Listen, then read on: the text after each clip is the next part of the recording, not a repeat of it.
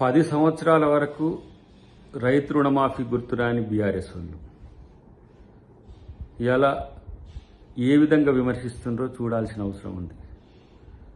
రైతు బంధు పేరు మీద గుట్టలకు పుట్టలకు మట్టికి రియల్ ఎస్టేట్ వెంచర్లకు ఫిలిం సిటీలకు అన్నిటికీ ఇచ్చి దాదాపు 20,000 కోట్ల పైచిలకు అప్పనంగా ప్రజాధనాన్ని దుర్వినియోగం చేయడమే కాకుండా ఈరోజు విమర్శిస్తున్న తీరు చూస్తే నవ్వు వస్తున్నది. ఒకటే సంవత్సరంలో ఇన్ని రకాల మేళ్లు చేసిన ప్రభుత్వం కాంగ్రెస్ ప్రభుత్వం.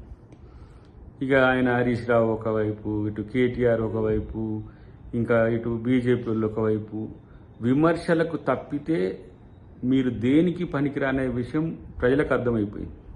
కానీ ఇష్టానుసారంగా మేము మొత్తం రైతులకు మేమే చేసినామని బీజేపీ చెప్తున్నది, రైతులకు మొత్తం మేమే చేసినామని బీఆర్ఎస్ చెప్తున్నది. నిజంగా చెప్పాలంటే ఈ రెండు ప్రభుత్వాల కాలంలో, బీజేపీ బీఆర్ఎస్ ఉన్న ప్రభుత్వాల కాలంలో రైతులకు గడ్డు రోజులు ఉండే, రైతులు చాలా సమస్యల్లో ఉండే. ఇప్పటికి కూడా కేంద్ర ప్రభుత్వం రైతులకు చేస్తున్నది ఏంటి? ఫసల్ బీమా యోజన అని చెప్పేసి వాళ్ళు ఏదో ప్రయత్నం చేస్తున్నారు. కానీ ఇలా రాష్ట్రాల్లో ఉండే రైతుల యొక్క సమస్యలు వాళ్ళకు పట్టవు. రైతులు ఇలా ఢిల్లీలో నడి రోడ్డు మీద ధర్నా చేస్తుంటే వాళ్ళని ఏ విధంగా చెదరగొట్టాలని విషవాయు ప్రయోగాలు చేస్తున్న పరిస్థితి అలా బీజేపీ ప్రభుత్వాన్ని. ఒకే ఆర్థిక సంవత్సరంలో రైతు రుణమాఫీ, రైతు భరోసా ఇచ్చిన ప్రభుత్వంగా తెలంగాణ ప్రభుత్వం, కాంగ్రెస్ ప్రభుత్వం చరిత్రలోకి ఎక్కింది. రేవంత్ రెడ్డి గారి యొక్క కమిట్మెంట్ రైతుల పట్ల ఏ విధంగా ఉందో ఈ సంఘటన ప్రూవ్ చేస్తున్నది. 22,000 కోట్ల పైచిలకు ఇప్పటికే రైతు రుణమాఫీ జరిగింది. ఇప్పుడు 10,000 కోట్ల పైచిలకు ఇప్పుడు రైతు భరోసాతో పాటు రైతు కూలీలకు కూడా భరోసా ఇచ్చే కార్యక్రమం కాంగ్రెస్ ప్రభుత్వం తీసుకున్నది.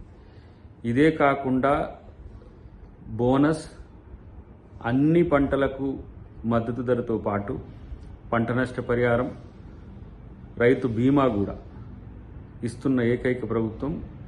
వ్యవసాయ పనిముట్లకు కూడా సబ్సిడీలు ఇచ్చి డ్రిప్ లాంటి వాటిని కూడా మళ్ళా పునరుద్ధరించే కార్యక్రమం ఈ ప్రభుత్వం తీసుకున్నది. కాబట్టి ఇది కంప్లీట్గా రైతు పక్షపాత ప్రభుత్వంగా ఈరోజు ఉన్న పరిస్థితిని గమనించాల్సిన అవసరం ఉంది.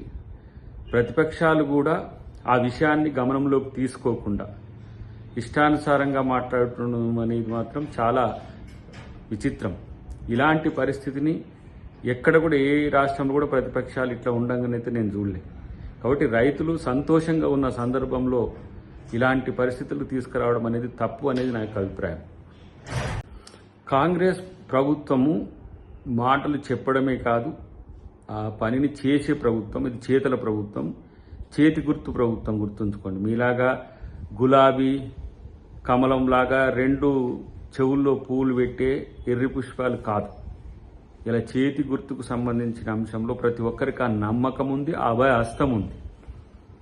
ఇలా ఇందిరమ్మ పేరు మీద కూడా ఆ పథకానికి పేరు పెట్టుకోవడం వల్ల కూడా రైతులకు ఒక భరోసా కూడా వచ్చింది.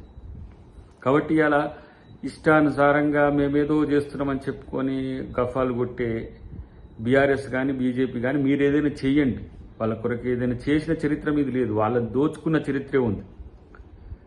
రైతు బంధు పేరు మీద ఎన్ని రకాల భూముల సమస్యలు తెచ్చిండ్రో అందరికి గుర్తున్నది. ఇటువైపు ఏ రాష్ట్రంలో కూడా వీళ్ళు రైతు రుణమాఫీ చేయరు బీజేపీ వాళ్ళు. ఇక్కడ రైతు రుణమాఫీ చేస్తే దానికి సంబంధించిన విమర్శలు, రైతు భరోసా ఇస్తే దానికి సంబంధించిన విమర్శలు. ప్రతి ఒక్కటి రైతు కోణం నుంచి, ప్రజా కోణం నుంచి ప్రభుత్వం ఆలోచించి మాత్రమే నిర్ణయం తీసుకున్నది. కాబట్టి ఈరోజు కాంగ్రెస్ ప్రభుత్వాన్ని గనక మీరు అంటే మిమ్మల్నే ప్రజలు ఉమ్మేస్తారనే విషయాన్ని గుర్తుపెట్టుకోండి. ఒకవైపు రాష్ట్ర ధనాన్ని దోచుకున్న దొంగలు మాట్లాడుతున్నారు, ఇంకొక వైపు రాష్ట్రానికి చిల్లి గవ్వయ్య అని కేంద్ర ప్రభుత్వ దొంగలు మాట్లాడుతున్నారు.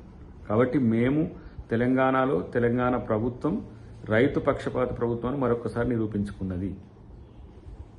హిట్ టీవీ యాప్ ని డౌన్లోడ్ చేసుకోండి. ఇందులో short news, live news, entertainment movies అన్ని అవైలబుల్ గా ఉన్నాయి. Please download hit TV app.